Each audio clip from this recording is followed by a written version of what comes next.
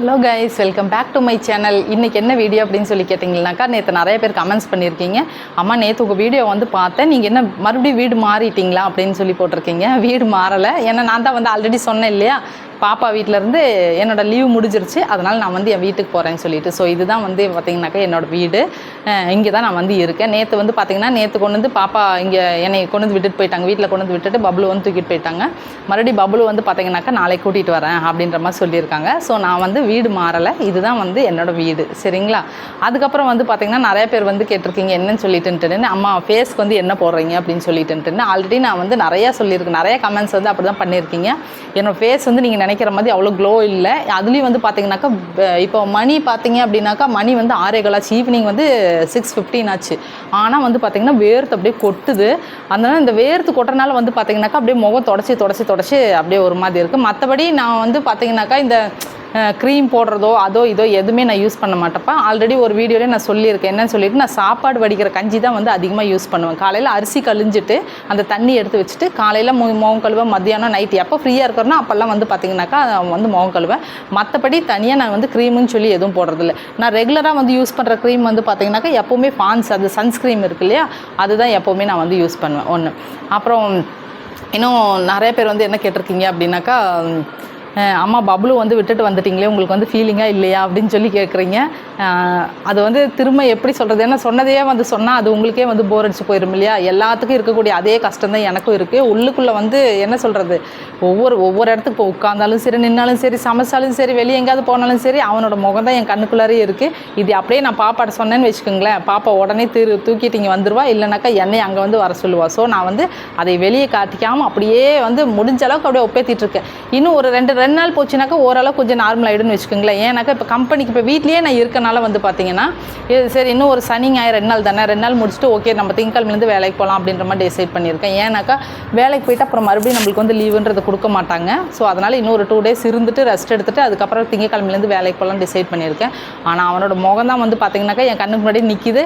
உண்மையில் சத்தியமாக சொல்ல போகணும் அப்படின்னு சொல்லி சொன்னாக்கா, எனக்கு 2 பொம்பளை பிள்ளைங்க இல்லையா, அந்த பொண்ணுங்க மேலே கூட எனக்கு இந்த அளவுக்கு ஒரு இது இருந்த அந்தளவுக்கு ஒரு அது இப்போ திக்குது, அந்தளவுக்கு ஒரு பாசம் இருக்குது. ஆனாலும் ஐயோ இல்லையே அப்படின்ற அளவுக்கு ஃபீலிங் வந்து இன்ன வரைக்கும் எனக்கு அவ்வளோவா வந்து வந்ததில்லை. வரும் ஆனால் அவ்வளோவா வந்ததில்லை. ஆனால் பப்ளு வந்து என்னன்னாக்கா எனக்கு ஒரு கடவுள் கொடுத்த கிஃப்ட்டுன்னு தான் சொல்லுவேன் நான்.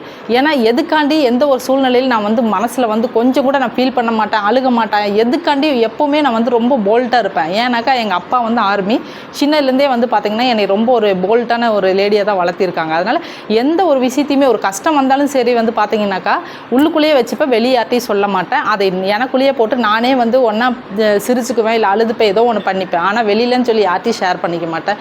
பப்ளு பிறந்ததுக்கு அப்புறம் தான் எனக்கு வந்து இந்த உலகத்துலேயே வந்து அப்பா இனிதாண்டா நம்ம வாழ போகிறோம் அப்படின்ற மாதிரி ஒரு அவ்வளோ ஒரு ஹாப்பி. ஏன்னா எனக்கு அவனோட முகத்தை பார்க்கும் பொழுது அப்போத்துலேருந்து இப்போ வரைக்கும், ஏன்னா நான் வேண்டி கடவுள்கிட்ட கிடைச்ச ஒரே ஒரு ரொம்ப ஆசைப்பட்டு கிடைச்ச ஒரே விஷயம் என்னன்னாக்கா அது வந்து என் பபுள் குட்டி தான்.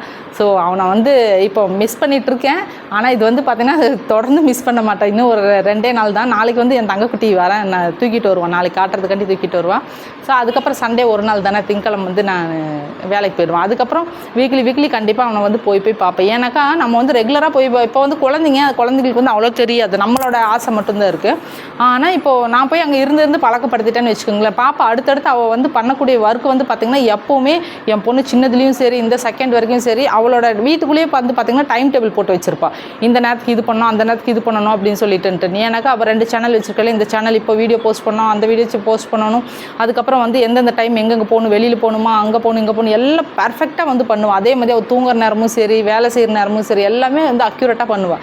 ஸோ நான் அங்கே இருந்து பழக்கப்படுத்திட்டேன்னு சொல்லி சொன்னாக்கா அவளோட ரொட்டீன் ஒர்க் வந்து கண்டிப்பாக பாதிக்குன்றது எனக்கு நல்லாவே தெரியும். அதனால் எவ்வளோ தான் மனசுக்குள்ளே வந்து அவளே சில நேரம் வந்து கேட்பாள், இவனோட முகத்தை பார்த்துட்டு கூடவா நீ வந்து போகிறேன்னு சொல்லி சொல்கிற, உனக்கு மனசாட்சி இல்லையா அப்படின்ற மாதிரி எல்லாம் கூட கேட்டால்.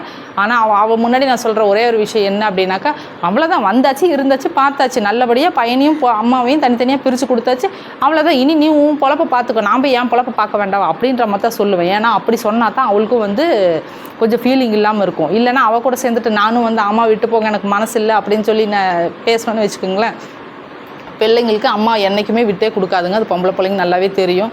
இது என்னோடய சூழ்நிலையில் நிறைய பேரண்ட்ஸ் இருப்பீங்க, உங்களுக்குமே நல்லாவே தெரியும். ஏன்னாக்கா என்றைக்குமே நம்ம பிள்ளைங்களுக்கு வந்து ஓரளவுக்கு தான் பார்த்தீங்கன்னாக்கா எல்லா பாசமும் நம்ம மனசுக்குள்ளே இருக்கும். ஆனால் அதே நம்ம வெளியே எல்லாத்தையும் காட்டிட்டோம் அப்படின்னு சொன்னால் அம்மா அப்படின்ற ஒரு இது வந்து இல்லாமல் போயிடும். என்றைக்குமே வந்து பார்த்திங்கன்னா எதுவுமே அளவோடு தான் இருக்கணும். அது என்ன விஷயமா இருந்தாலும் சரி. அதே மாதிரி பிள்ளைங்க வந்து புருஷன் வீட்டில் நல்லா இருக்கணும் கொள்ளணும் அப்படின்னு பேரண்ட்ஸ் வந்து எந்த பேரண்ட்ஸ் ஒருத்தர் நினைக்கிறாங்களோ அவங்க வந்து என்றைக்குமே வந்து பார்த்திங்கன்னா பிள்ளைங்கள்ட்ட லிமிட்டாக தான் இருப்பாங்க, ரொம்ப அதிகமாக இருக்க மாட்டாங்க. ஏன்னு சொல்லி கேட்டிங்கன்னா பிள்ளைங்களோட வாழ்க்கை அப்போ தான் வந்து நல்லாயிருக்கும். பொம்பளை பிள்ளைங்களுக்கு ரொம்ப செல்லமும் கொடுக்கக்கூடாது, எதுவுமே ஒரு அளவோடு தான் வச்சுக்கணும். அப்போ தான் அவங்க ஹஸ்பண்ட்டையும் கரெக்டாக இருப்பாங்க, அவங்க மாமியார்ட்டையும் கரெக்டாக இருப்பாங்க, பிள்ளைகளையும் நல்லபடியாக பார்த்துப்பாங்க. ஸோ அதான் இது நிறைய பேர் கமெண்ட் பண்ணியிருந்தீங்க, எப்படிமா எங்களுக்கே பப்ளு வந்து ஒரு நாள் வீடியோ பார்க்கலனாக்கா கஷ்டமாக இருக்குது, நீங்கள் எப்படி விட்டுட்டு வந்தீங்க, உங்களுக்கு கஷ்டமாக இல்லையா, இன்னொரு 1 மந்த் கூட லீவ் போட்டு இருக்கலாம்ல அப்படின்ற மாதிரி நீங்கள் வந்து கேட்டிருந்தீங்க. நீங்கள் கேட்ட கொஸ்டின்களுக்கெல்லாம் வந்து இதுதான்ப்பா பதில். ஏன்னாக்கா என்றைக்குமே ஒரு லிமிட் வந்து மெயின்டைன் பண்ணி போயிட்டே இருந்தோம்னாக்கா அவங்களும் நல்லா இருப்பாங்க, நம்மளும் நல்லா இருப்போம். நம்ம பாட்டுக்கு போயிட்டு சும்மா மருமக வீடு அப்படின்னு சொல்லிட்டு போய் கால் மேலே கால் போட்டு உட்காந்துட்டோன்னு வச்சுக்கோங்களேன், நம்ம பொண்ணுக்கு கிடைக்கிற மரியாதை வந்து கண்டிப்பாக கொஞ்சம் கொஞ்சமாக கம்மியாகிட்டே வரும். அதனால் என்றைக்குமே வந்து பார்த்திங்கனாக்கா கொஞ்சம் தள்ளி இருக்கிறது தான் அவங்களுக்கும் நல்லது, நம்மளுக்கும் நல்லது. ஓகேவா? இன்றைக்கி இந்த வீடியோ இதோட நான் கம்ப்ளீட் பண்ணிக்கிறேன். இனி தொடர்ந்து என்னோடய வீடியோ வந்து கண்டிப்பாக உங்களுக்கு வரும். நிறைய வந்து கமெண்ட்ஸ் வந்து கேட்டிருக்கீங்க, நிறையா கொஸ்டின் எல்லாம் வந்து பண்ணியிருக்கீங்க. அதெல்லாம் இன்னும் நான் வந்து நிறையா இது படித்தேன், ஆனால் ஒரு சிலது வந்து படிக்கலை. ஸோ அதுக்கு படிச்சுட்டு அதுக்கெல்லாம் என்ன ஆன்சர் அப்படின்னு சொல்லிட்டு கண்டிப்பாக உங்களுக்கு அடுத்த வீடியோவில் கண்டிப்பாக நான் வந்து போஸ்ட் போடுறேன். இத்தனை நாள் வந்து அங்கே பாப்பா வீட்டில் இருந்து வீடியோ போடும்போது எனக்கு ரொம்ப ஒரு ஜாலியாக இருக்கும். நான் என்ன சொல்கிறது, அப்படியே ஃபோன் எடுத்தாலே அப்படி படமடன்னு பேசிடுவேன். ஏன்னா வீடியோலேயே வந்து பார்த்துருப்பீங்க.